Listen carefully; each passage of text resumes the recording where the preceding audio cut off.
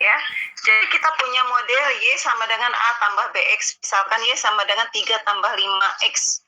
Derajat determinasinya 60%. Berarti sebanyak 60% pengaruh X terhadap Y itu bisa dijelaskan oleh faktor-faktor yang ada di dalam model. Yang ada di dalam model kita tadi ya.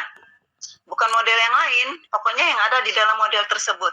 Sementara sisanya 40% itu berasal dari faktor-faktor di luar model. Kita nggak tahu faktornya apa ya, tapi ada kemungkinan 40% itu dijelaskan oleh model secara keseluruhan. Jadi kalau ininya kecil sekali, misalkan derajat determinasinya kecil sekali, berarti ada kemungkinan pengaruh X terhadapnya juga sangat kecil ya dampaknya, sehingga bisa dikatakan ada kemungkinan nanti X itu sebenarnya tidak mempengaruhi Y. Itu ya, itu sebenarnya cara kita membaca definisi-definisi yang ada di dalam model regresi. Nah, untuk mencapai model regresi ya, menurut teori lama, karena saat ini berkembang teori-teori baru. Nah, menurut teori lama kita harus memenuhi 3 asumsi. 3 asumsi itu adalah linier, sebentar, homogen, acak dan normal. Nah, sekarang kalian cari 3 asumsi menggunakan SPSS ya. Lalu sebutkan langkah-langkahnya ya. Langkahnya bukan mencari normalitas, bukan SPSS, apa, terus menuju apa, klik apa dan seterusnya. Lalu kopas hasil ininya, outputnya ya. Bisa difahami? Ya, bisa difahami. Nanti kalian bisa lihat banyak menghadirkan masalah-masalah tersebut. Jadi kalian lakukan uji asumsi yaitu homogen, acak, dan normal. Han, kalau disingkat Han. Homogen, acak, dan normal. Melalui data yang buat melalui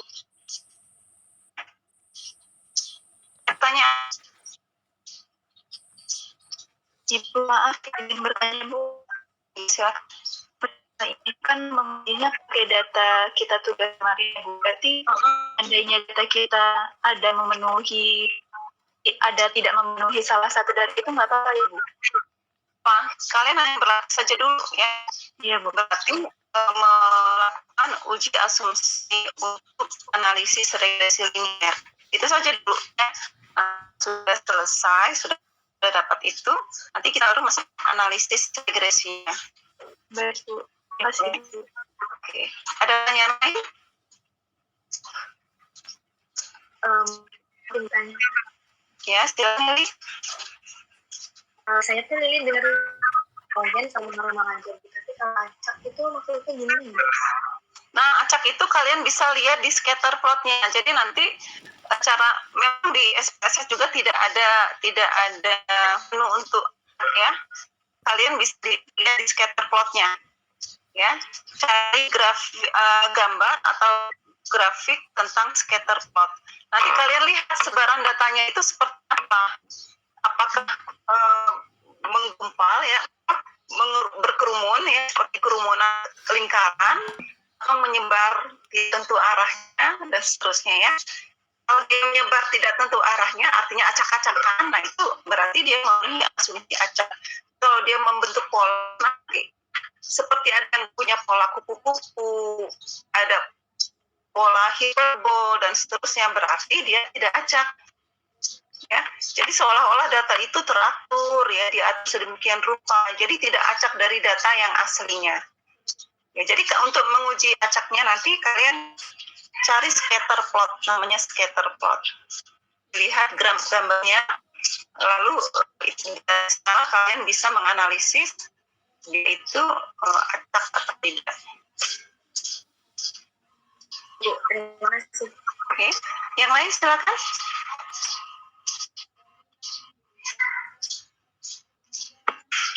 Masih ada pertanyaan?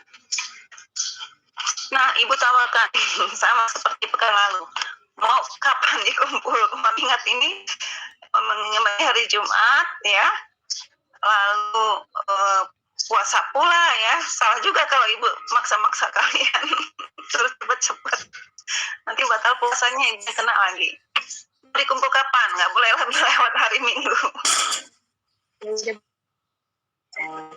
Hari Minggu aja ya. Karena memang ini karena ini ada bentuk keterampilannya, walaupun mata kuliah kita tidak ada praktikum ya. Jadi otomatis kalian membutuhkan perkuliahan ini ya. Artinya di luar mata kuliah kita berbunyi teori ya. Jadi Ibu beri waktu sampai hari Minggu ya, sampai jam 24 seperti pekan lalu. Kalau Ibu bingung ya, Ibu lupa karena banyak tugas, tolong diingatkan lagi ya. Oke, masih ada pertanyaan? Ibu mau tanya. Ya. Berarti setiap kita sebelum mengupas hasil data kita cantumin langkah-langkahnya dulu ya, Pak. Kenapa Nanda?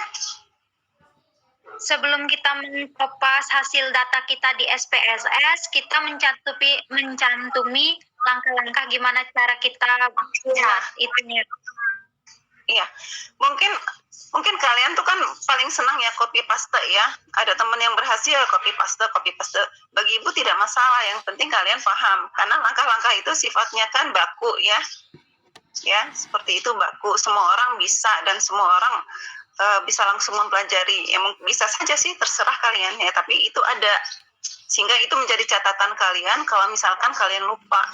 Tidak menutup kemungkinan nanti kalian ini ya, penelitian tentang analisis regresi ya.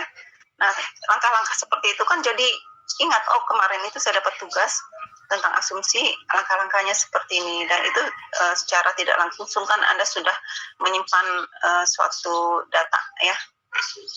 Data tentang langkah-langkah bekerja. Masih ada lagi, silakan. Ibu izin bertanya, Bu. Ya, Wanda. Untuk setiap langkahnya itu, misal kita home itu perlu di SS nggak, Bu? Dicantumin. Langkah maksudnya? Gambarnya. Setiap langkah, misal langkahnya misal ya, Bu, klik home misal. Nah, itu perlu di SS nggak, Bu? Ketika kita mau klik home, dilampirkan langkahnya juga nggak, Bu? Nggak usah. Gambarnya. Nggak usah. Klik misalkan analyze, terus regression, terus apa gitu. Ya, bagi Ibu kan, Ibu sudah ngerti, tapi harus ada itu tanda langkah-langkah itu ya. Bagi Ibu tidak terlalu penting screenshotnya itu, yang penting langkah-langkahnya. Terima kasih, Bu. Masih ada? Baik, cukup. Yang lain? Nanti Vinka? Cukup, Bu. Cukup ya, ya sudah. Oke, Ibu selesaikan sampai di sini untuk konsep hari ini. Silakan kalian bekerja dari sekarang karena itu butuh fokus dan konsentrasi ya. Jadi tidak bisa yang ibaratnya kalian nyambi-nyambi, pasti bingung ya. Nah, ada banyak dari YouTube, silakan pelajari. Ibu tidak membatasi di mana harus di mana, tidak ya. Pelajari saja itu. Nanti hari Minggu terakhir kumpul tugasnya. Oke, demikian. Terima kasih. Assalamualaikum warahmatullahi wabarakatuh. Waalaikumsalam warahmatullahi wabarakatuh. Silakan, Bu.